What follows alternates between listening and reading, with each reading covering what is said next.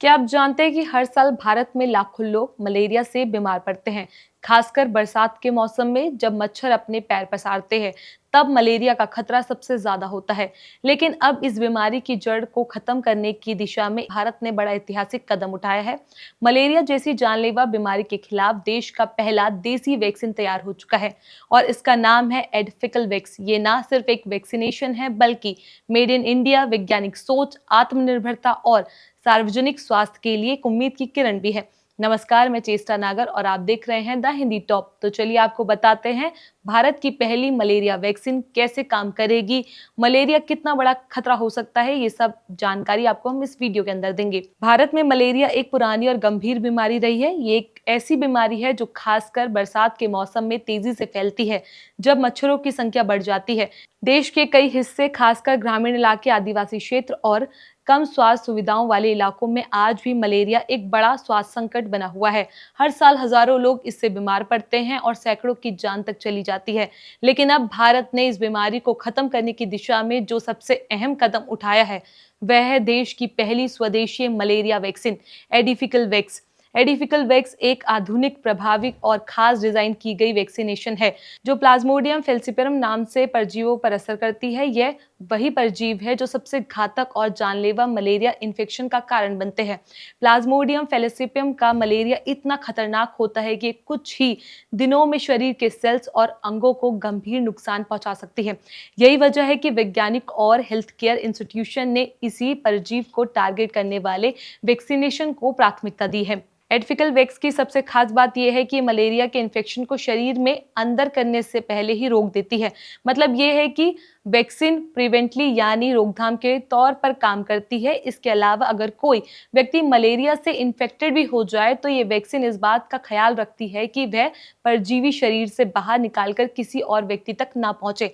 इस तरह से ये वैक्सीन मलेरिया की चेन यानी उससे एक व्यक्ति से दूसरे व्यक्ति तक फैलने की प्रक्रिया को तोड़ने में मददगार है। ये पूरी तरह से भारत में विकसित की गई है, यानी यह एक 100% मेक इन इंडिया पहल का हिस्सा है। अब भारत को मलेरिया वैक्सीन के लिए विदेशी कंपनियों और अंतर्राष्ट्रीय संसाधनों पर निर्भर नहीं रहना पड़ेगा। इसका मतलब है कि आने वाले समय में ये वैक्सीन भारत के हर कोने में सुलभ होगी और देश के लाखों जिंदगियों को बचाने में मदद करेगी। इस वैक्सीन की टेस्टिंग अब तक सभी स्टेज में सफल रही है। फिलहाल ये प्री क्लिनिकल स्टेज में जांच पूरी कर चुकी है, जहां इसे जानवरों पर टेस्ट किया गया था। यहां से मिले नतीजे काफी पॉजिटिव रहे। अब ये वैक्सीन क्लिनिकल ट्रायल्स यानी इंसानों पर टेस्टिंग की प्रक्रिया में जा रही है। ये चरण करीब 2 साल तक चलेगा। इस दौरान अलग अलग आयु वर्ग, जेंडर और इलाकों के लोगों पर असर दिखाया जाएगा, ताकि ये सुनिश्चित हो सके कि यह हर तरह के लोगों को कारगर और सुरक्षित रखती है। अगर ये ट्रायल भी सफल रहा तो एडफ्लेवैक्स देश में मलेरिया को पूरी तरह खत्म करने की दिशा में एक हथियार बन सकती है। आने वाले कुछ सालों में भारत के पब्लिक हेल्थ फ्रेमवर्क को एक नई मजबूती देगी। लेकिन सवाल ये उठता है कि मलेरिया आज भी भारत में इतना बड़ा खतरा क्यों बना हुआ है। इसका जवाब छुपा है हमारी करंट सर्कमस्टेंसेज में।